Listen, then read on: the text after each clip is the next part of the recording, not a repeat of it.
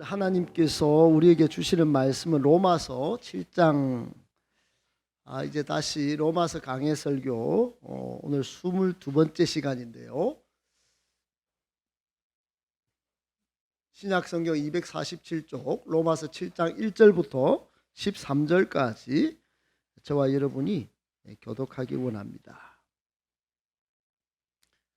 형제들아, 내가 법 아는 자들에게 말하노니 너희는 그 법이 사람이 살 동안만 그를 주관하는 줄 알지 못하느냐.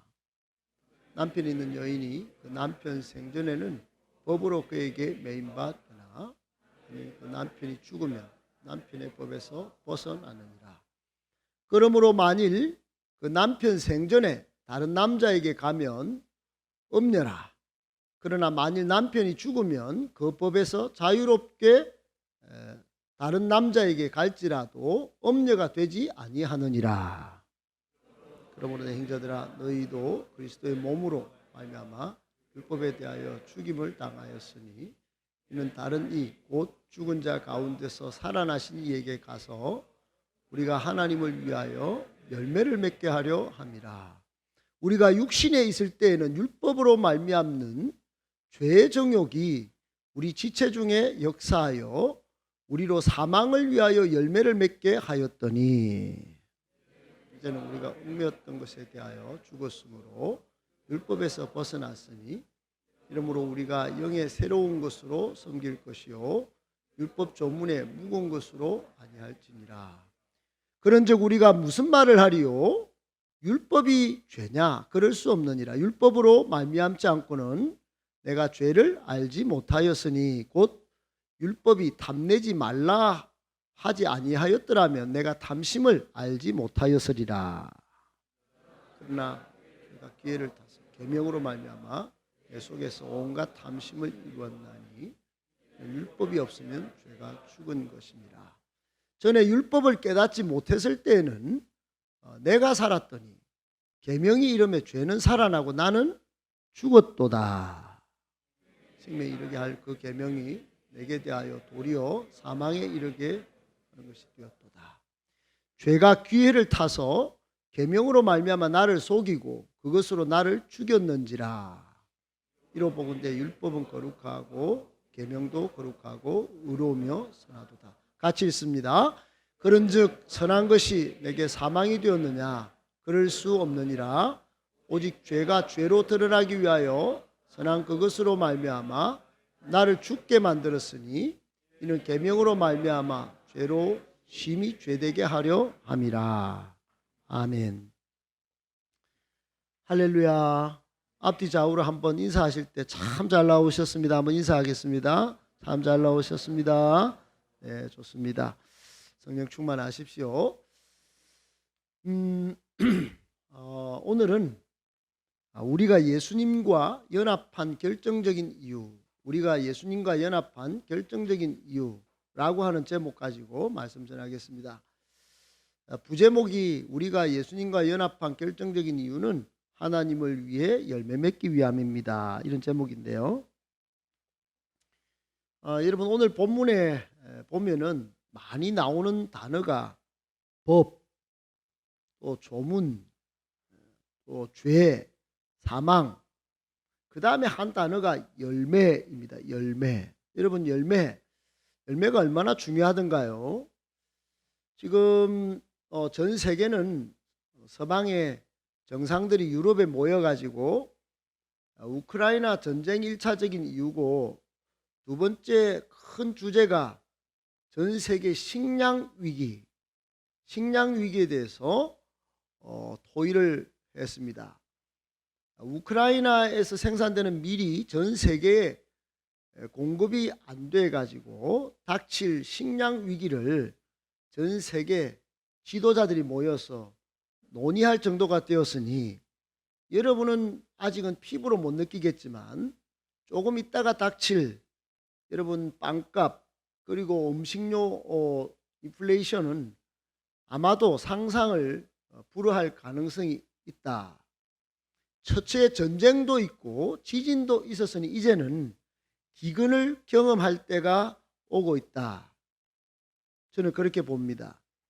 여러분, 그 놀라운 일들 가운데 한 징조가 우리나라 증권시장에 있었는데, H사료라는 회사가 있는데 불과 엊그제만 해도 10,000원 정도에 거래되던, 몇 년 동안 하던 주식이 아마 5번 상종가를 친 것 같아요.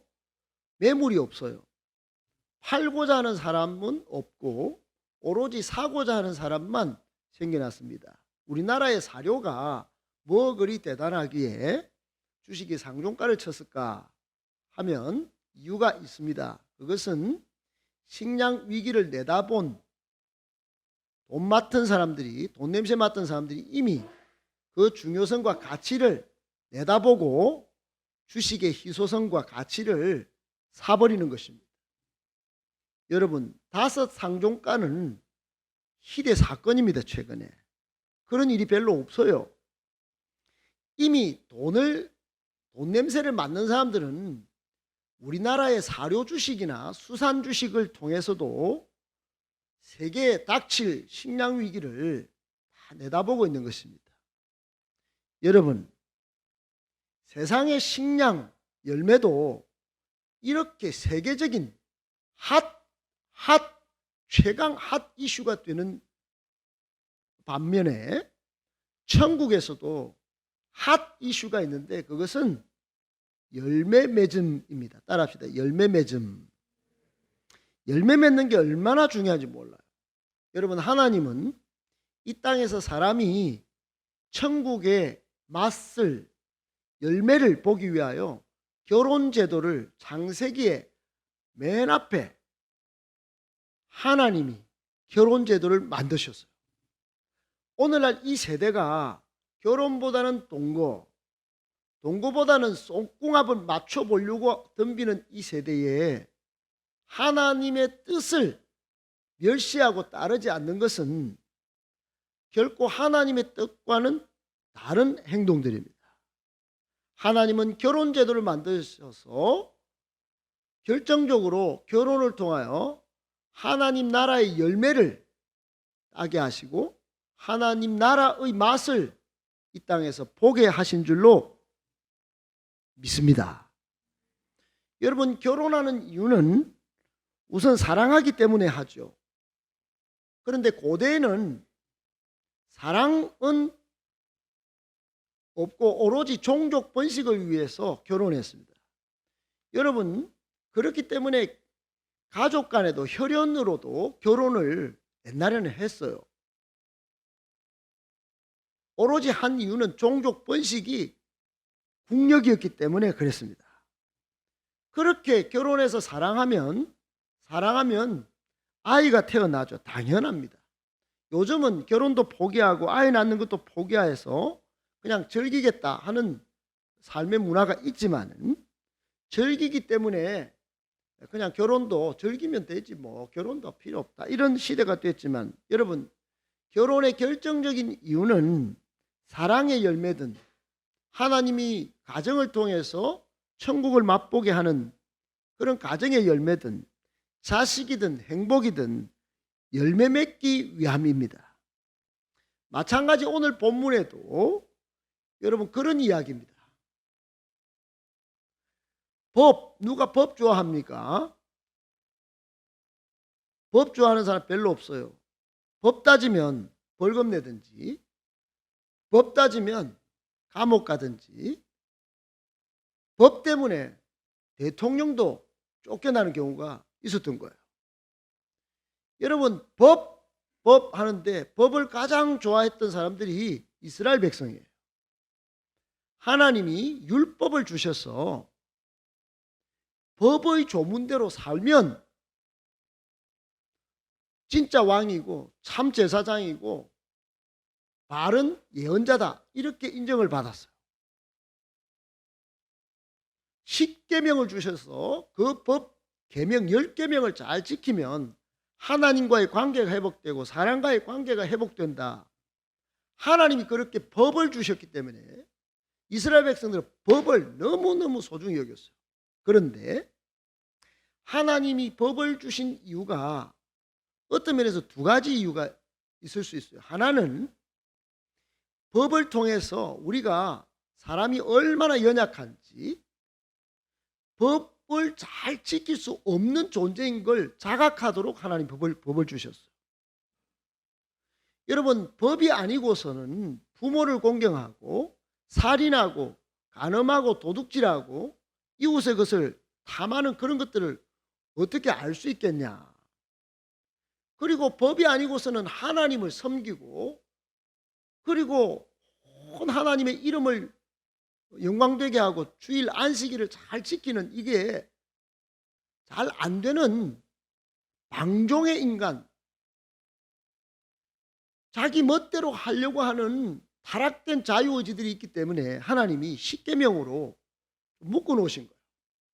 죄를 죄로 인식할 수 있도록 하기 위해서 1번 이 법을 주신 거예요. 그러나 법의 궁극적인 하나님이 법을 주신 이유는 법을 지킬 때 하나님의 백성이 된다는 인정 때문에 법을 주신 거예요. 여러분, 하나님의 백성이 아닌 사람이 법을 어긴다면 하나님이 뭐라 하겠어요? 그러나 하나님이 법을 주셨을 때는 그 법을 지키면 너희들 그 법 때문에 하나님의 백성으로 인정받을 수 있어. 이래서 법을 주신 거예요. 근데 그 법을 못 지키니 하나님이 예수 그리스도를 보내주신 거예요. 안 되겠다. 10가지 법도 너희는 못 지킨다. 이제 예수 그리스도를 통하여 주는 자유의 율법을 지켜라. 예수 그리스도만 믿으라. 그리하면 너와 내 집이 구원을 받으리라. 여러분, 이거는 법이요, 이거는 생명인 것입니다. 예수 그리스도로 통하여 주어지는 자유, 해방, 왕복, 여러분 이 행복, 기쁨, 소망, 꿈 누리실 수 있는 저와 여러분 되기를 축복합니다.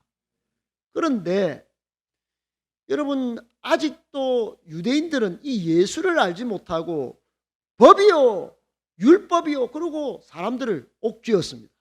그래서 오늘 1절에 형제들아 내가 법 아는 여러분들에게 말합니다. 그리고 오늘 쭉쭉쭉쭉 이야기하는데, 그러면 여러분은 법 하는데 열매는 있습니까? 이렇게 이야기가 전개되는 것이에요. 사랑하는 여러분, 오늘 본문에 우리 신랑이신 예수 그리스도와 신부가 된 우리 교회, 여러분 오늘 1절부터 3절을 읽어보면 남편 있고 아내가 등장합니다. 남편이 살아있을 때야 여러분 그때 남편에게 복종하고 또 남편은 아내를 사랑하고, 이게 관계가 이렇게 되는 것이지, 남편이 죽고 난 다음에 그 남편에게 매여가지고 또는 아내는 아내대로 자기를 옥죄어가지고 그리 살 필요가 있냐. 그 법 따지는데 이제는 옛날 법은 다 끝났다. 남편이 이스라엘로 꽉 묶어놓고 법으로 묶어놓을 때는 끝났다. 이게 진짜 신랑이 오셨는데 이제 예수 그리스도가 신랑 돼서 오셨다. 여러분, 우리의 영원한 신랑, 그래서 천국의 열매를 맺게 하고 사랑과 행복의 열매를 맺게 하시는 우리의 신랑은 예수님이신 줄 믿기를 바랍니다. 예수님과 새로이 살고 새 생명을 얻기 위해서 사는 존재가 바로 우리고 교회입니다. 여러분, 교회와 성도는 따라합시다. 부활과 새 생명을 얻었다. 이게 복음입니다. 여러분, 우리는 예수님 따라서 부활합니다. 할렐루야. 영원한 새 생명을 얻었습니다. 할렐루야. 믿습니까? 우리의 실존적인 성도의 존재라고 하는 것은 저 바깥 사람들 아무리 벤츠 타고 다니고 세계 여행을 다녀도요, 우리와 다릅니다. 여러분, 우리는 벤츠 안에 없는, 세계 여행가도 맛볼 수 없는 부활을 맛볼 것입니다. 여러분. 영원한 새 생명을 얻는 것입니다. 여러분, 신분이 바뀌었어요. 지난 우리 21번째까지 이 말씀을 계속해서 드렸습니다. 우리의 옛 죄된 사람은 이미 사망 선고가 내려졌어요. 우리의 옛 죄된 사람은 이미 사망 선고가 내려졌고 이제는 복음이신 예수 그리스도를 따라합시다. 부활과 새 생명. 이런 놀라운 새로운 현실을 누리며 살게 된 거예요. 비록 벤츠는 없지만은, 비록 해외여행 갈 돈은 아직도 내 통장에 없지만은, 우리는 부활의 우주선을 타고 새 생명의 나라를 향하여 계속 갈 수 있게 됐다. 이게 보장 수표가 주어진 거예요. 티켓이, 천국 티켓이 주어진 것입니다. 주는데도 안 받겠다 이러는 오만한 사람들이 많죠. 주는데도, 공짜 티켓인데도.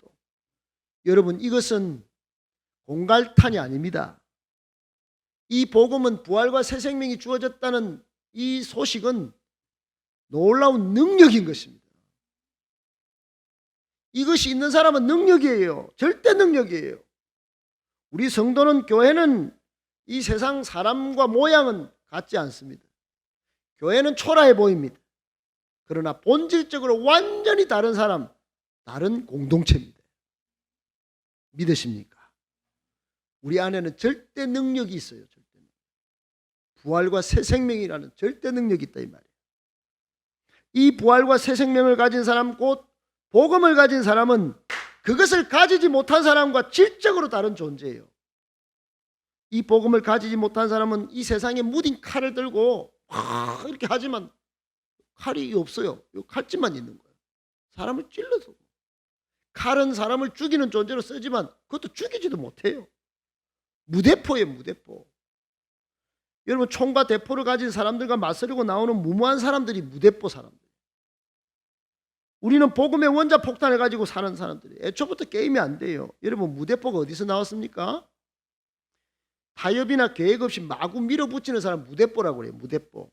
거칠 것 없이 밀어붙이는 사람 무대포, 무대포. 무대포 정신, 무대포 근성. 사실 무대포는 좋은 말이 아닙니다, 여러분. 우리말로 막무가내예요, 막무가내.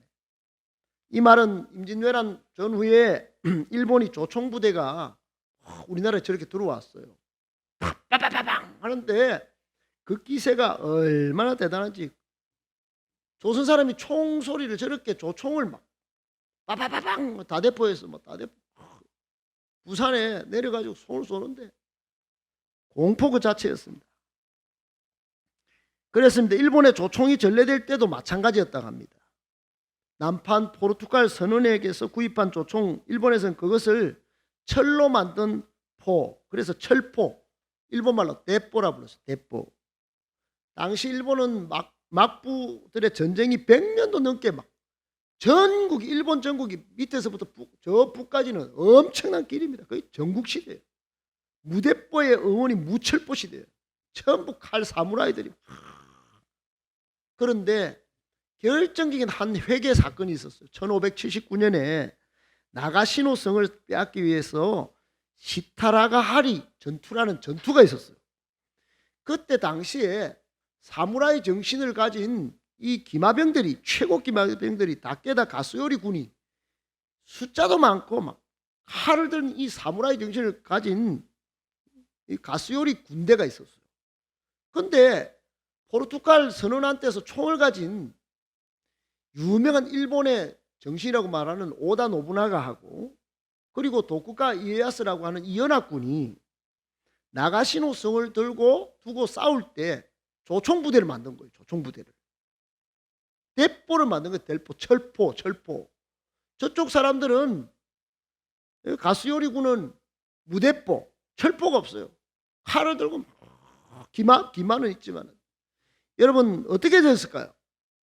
일본 역사는 그로부터 시타라가하리 전투에서 철포도 없이 무작정 싸운 것을 보고 무대포, 무철포, 무대포 정신, 막무가내로 나오면서 발악을 냈던 무모한 녀석들. 그래서 무대포라는 이름이 붙었죠. 여러분, 어느 일제시대 때 우리나라에서 한 시장에 있어, 시장에 보약을 파는 약장수가 있었어요. 북을 둥둥 치면서 여기 약이 있습니다. 약이 왔어요. 약이 왔어요. 사람을 다 낫게 만듭니다. 모든 만병통치약 약이 왔어요. 약이. 이런 모든 병이 다 낫는다는 그런 공간이 어디 있습니까? 고약 한 개로. 그런데 거기에 사람들이 막 북치는 소리에 빨려 들어갔는지 아니면 그 젊은 청년이 그렇게 약을 잘 팔아서 막 화술에 빨려들었는지 아니면 약 기운을 본 사람이 뭐 소문을 퍼뜨렸는지 뭐 거기는 사람이 몇 없어요. 근데 한쪽 편에서 여러분 예수 믿으세요. 우리는 부활합니다. 새 생명이 있습니다. 복음 전하는 사람한테는 옆에는 파리야 말이야. 그래 이 복음 전하는 사람이 나중에 저녁에 이 고약을 다 팔고 가는 주섬주섬 보자기 싸고 가는 그 고약 장수한테 가서 물어봤어. 여보시오. 당신은 어떻게 그 고약 내가 써봤는데 그 약도 안 났던데 어떻게 그렇게 잘 파요? 그랬더니 아이고 참. 그럼 뭐 물어보나 마나죠. 나는 가짜라도 진짜같이 팝니다. 나는 가짜라도 진짜같이 팝니다. 그런데 당신은 부활과 새 생명 복음을 전해도 힘 더 빠져가지고 부활이 있습니다. 생명이 있습니다. 그 팔이나 찾아오죠. 그랬다는 거예요. 사랑하는 여러분, 우리 믿는 사람들이 교회를 다녀도요, 전부 자기 중심 안에 있는 부활과 새 생명을 안 보고 너무 흠집만 보고 그냥 무대포 정신으로 그냥 교회 나와요. 사랑하는 여러분, 복음을 가진 사람 마치 철포를 가진 사람과 동일한 거예요. 놀라운 일을 행하는 것입니다. 철포는 사람을 죽이지만 복음을 가진 사람은 사람을 살리는 생명포를 가지고 있는 거예요. 천국포입니다. 천국포. 곧 예수님을 믿고 부활과 새 생명을 가진 사람은 이제 사람을 살리는 예수 이름을 선포할 수 있게 되는 것입니다. 예수 이름의 생명포를 선포하면 살아계신 하나님이 살아계신 것이 막 온 오감으로 체험하게 되는 것입니다. 여러분 금요일 날 여기 KF94 우리 마스크에 그 복음 전도지 넣어가지고 영상으로 볼 수 있는 그걸 해가지고 나가는데요. 제가 전번주에 말씀드렸지 않습니까? 제가 회개했습니다. 제가 2년 동안 이 교회가 이 전도하면 안 되겠지. 요거도 먹겠지. 그리고 실제로 안 될 거야. 그렇게 생각했어요. 순 새빨간 마귀의 거짓말이었어요. 여러분 어제 아래 갔다가 한 명 안 받겠다 크고 돌려주는 사람은 있긴 했어요. 근데 더 기뻤어요. 저는. 그걸 받아야 할 사람이 또 있었기 때문에. 여러분 얼마나 좋아하는지 몰라요. 제가 수년간 밥을 먹을 때 청년들과 또 우리 또 목사님들 몇 분 모시고 가면 3,500원짜리 칠성시장에 대구가 자랑하는 칠성시장 수제비집이 있어요. 화려하지 않습니다. 맨 땅바닥에서 먹습니다. 그런데 그 아주머니 여러분 어제 양육을 마치고 가서 양육 시작하기 전에 가서 수제비를 먹는데 제가 깜짝 놀랐습니다. 그 아주머니가 유명한 사람입니다. 근데 저보고 우리 그때 다 들었습니다. 목사님 떨리는 목소리 목사님 제가 나중에 교회 나가도 되겠습니까?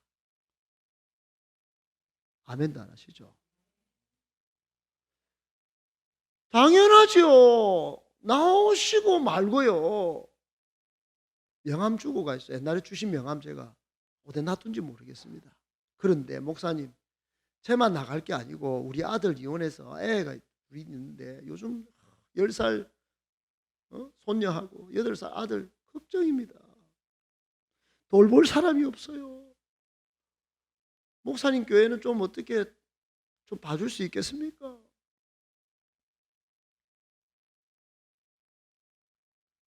제가 뭐라고 했겠습니까 여러분?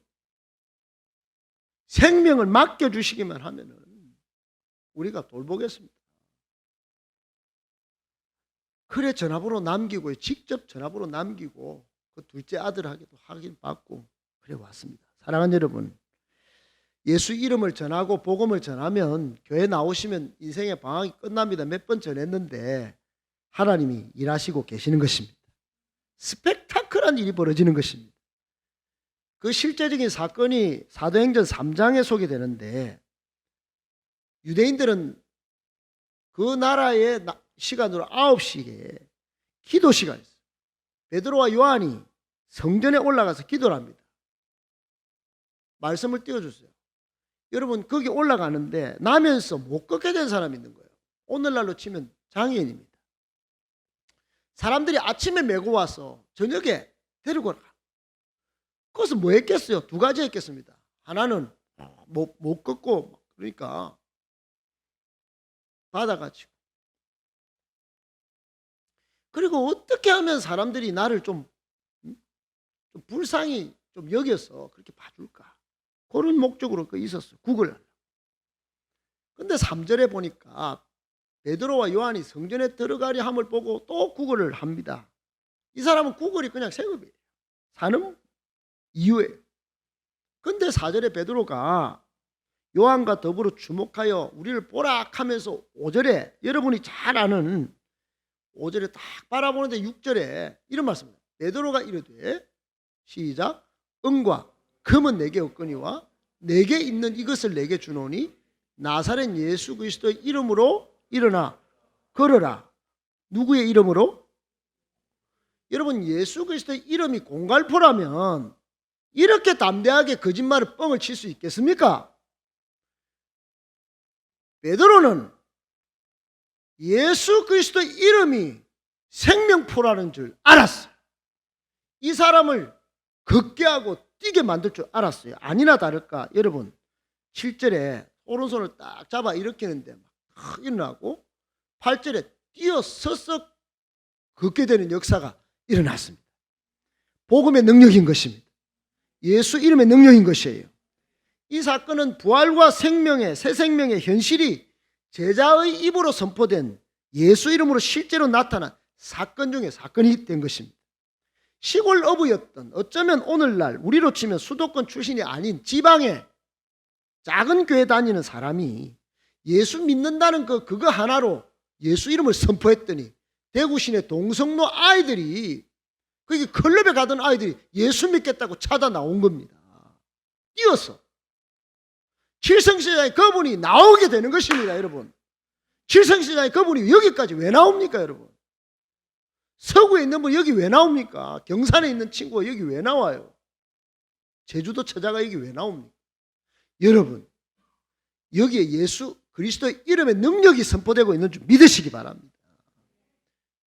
그런데 오늘 주목할 점은 1차적인 기적의 문제가 아니에요. 여러분, 기적은 지금도 나타나고 있는 줄 믿으시기 바랍니다. 따라합시다. 2차적인 변화가 일어났다.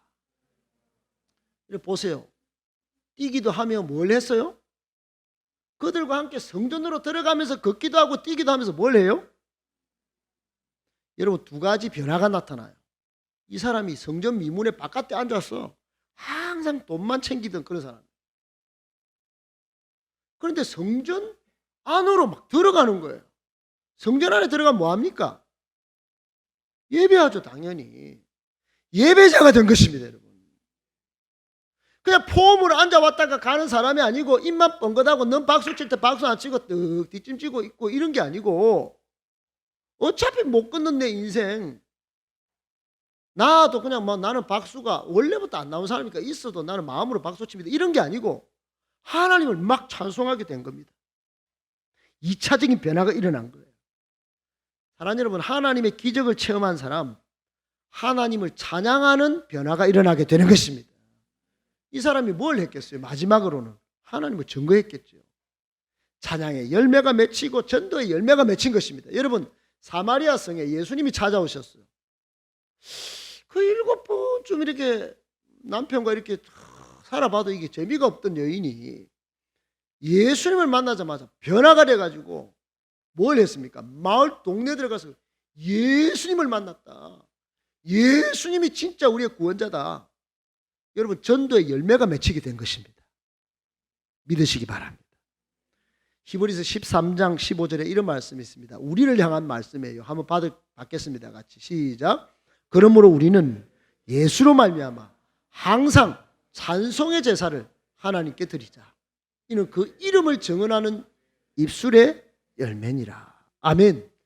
예수 이름을 증언하는 사람은 입술의 열매가 찬송이 기본인 거예요. 그냥 할렐루야. 찬양할 때 찬양하십시다. 찬양이 뜨거운 교회가 되기를 바랍니다. 바울과 실라는 감옥에서 찬양을 했더니 온문이 열리지 않습니까? 예수 그렇게 안 믿을 간수장이 온 가족을 데려와서, 여러분 예수 믿는 게 쉽습니까? 그 밤에 온문 열리는 것보다 더 어려울지도 모르겠어요. 어찌 보면.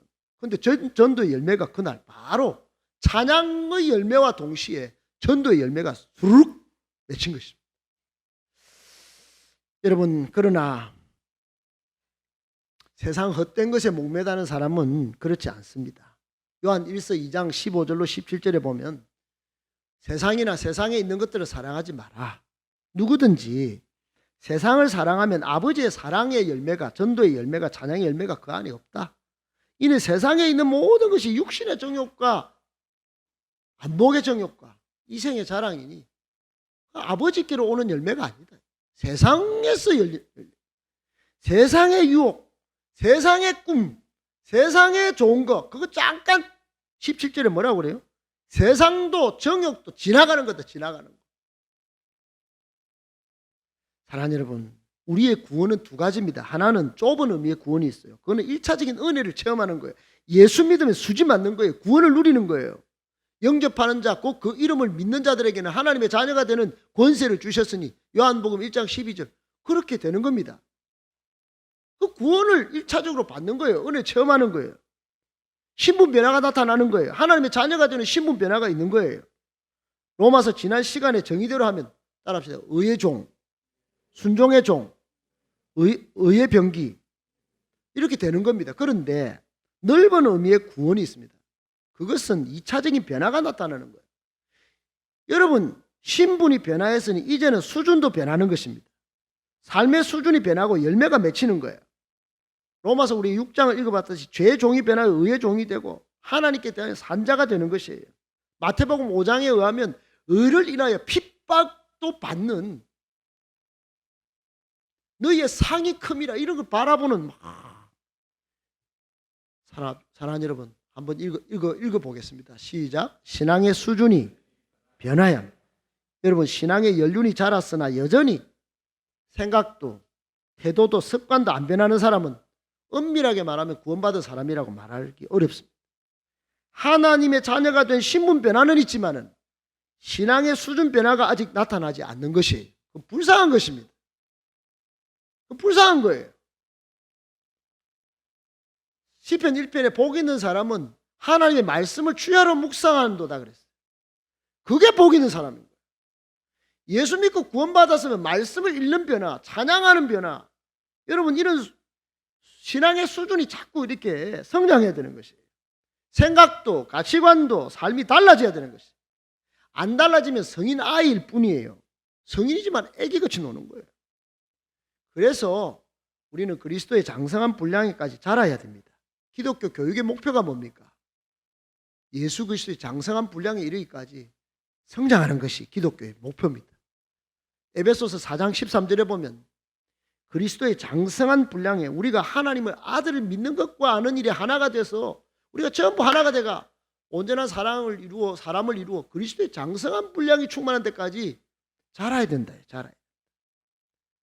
그래서 바울은 이거를 하나님을 위하여 열매 맺는 것이라 그랬어요. 로마서 7장 오늘 4절에 이런 말씀이 있습니다. 오늘 본문의 말씀의 결론은 이겁니다. 바울이 말하고자 하는 것은, 여러분 예수님과 결혼했어요. 옛날 법 그거 자꾸 유대인들 따져 사먹는데 그거 사망 선고 내려졌어요. 이제는 우리가 예수님과 짝하여 이제 열매를 맺어야 되는데,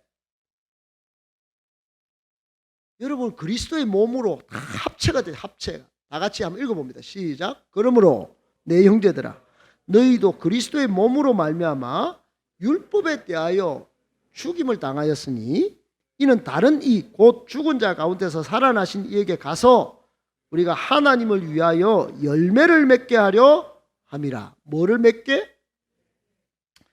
여러분 이제는 열매 맺어야 할 때인 줄 믿기를 축복합니다.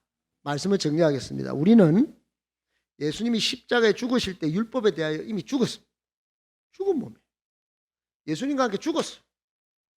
죽었는데 송장이 나와가지고 나는 옛 송장이야. 나는 옛 죄된 몸을 가지고 더 큰 은혜를 얻기 위해서 나는 송장이 돌아다니고 있어. 여러분 그런 일은 없습니다. 우리는 부활과 새 생명의 존재로 다시 사는 거예요. 예수님과 결혼해서. 그러므로 날마다 시간마다 때마다 우리를 부활과 새 생명을 주시기 위하여 우리를 대신하여 십자가를 지신 신랑이신 예수님을 바라보며 살아야 하는 줄로 믿습니다.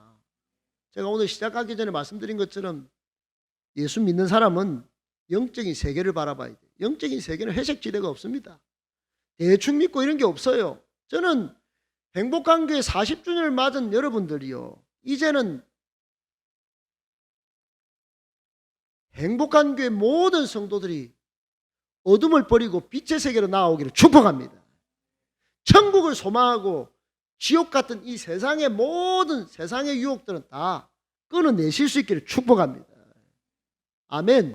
여러분 우리가 예수님과 연합한 신랑 되신 예수님과 영적으로 결혼한 결정적인 이유는 하나님을 위해 열매 맺기 위함입니다. 바울은 빌립보서 1장 20절 21절에 그런 정신이 투철한 자신을 표현하기를 나의 간절한 기대와 소망을 따라 아무 일에든지 부끄러워하지 아니하고 지금도 전과 같이 온전히 담대하여 살든지 죽든지 내 몸에서 그리스도가 존귀하게 되게 하려 하나니 이는 내게 사는 것이 그리스도니 죽는 것도 유익함이라 그랬습니다.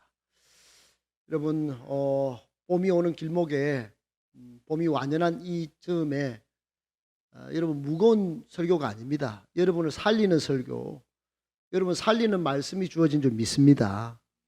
이제 열매 맺고 꽃을 피워야 할 인생이 여전히 옛 죄된 법 조문에 사로잡혀서 자신의 것만 보고 받을 사랑만 계수하고 있다면 불쌍한 것입니다. 열매를 맺어 하나님을 기쁘시게 하고 많은 영혼을 주께로 돌아오게 하는 사랑의 열매, 전도의 열매 맺는 우리 복된 성도들 다 되시기를 예수님의 이름으로 축복합니다. 아멘.